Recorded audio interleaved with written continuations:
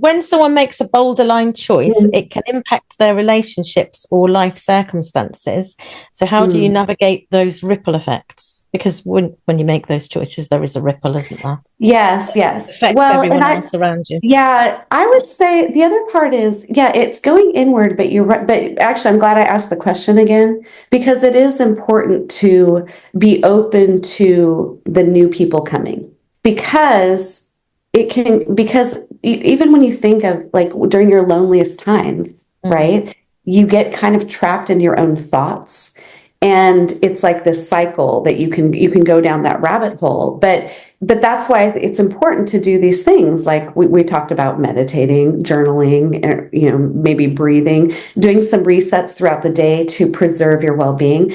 Another thing is just taking up space for yourself. Like, this sounds a little bit odd, but it's about being okay with other people waiting for you. And this might seem strange to say, but I see this a lot, like with women that I taught, especially women. So like when you think of like a CEO, which is like a leader, right? When we're in our lives, we're our own leaders. And so there's this calm presence that any great CEO has. And so if you're like the CEO of your life, the CEO of your business, the CEO of your family, it's like this calm presence where you're okay with a little bit of delay if you're thinking or you're doing something. And I think of this as kind of like self-care, especially as women juggling things a lot. There's this pressure to move on. And when you're empathic too, you feel other people putting pressure on you because you sense it, because you're so in tuned. But what I say is hold it, let yourself endure that little bit of discomfort to give yourself the time to do what you need to do. And more progressively, this is almost like the decision-making muscle, but this is a different muscle. This is a being in your own space. And I'm not saying like in a manipulative way, I'm saying in a way that you need, like for your well-being. Because if you're always hurrying and having to move on because other people have expectations, this is about expectations. There's too. They expect you to hurry. Well, that's okay, but 1 second's fine. A few minutes, and sometimes is fine. Just it's a practice of doing that. And like even on Zoom calls, for example, like if you're going to be on a Zoom call, give yourself the presence. If you're in a meeting, like the presence and attention is so important. It's the biggest gift we have for each other.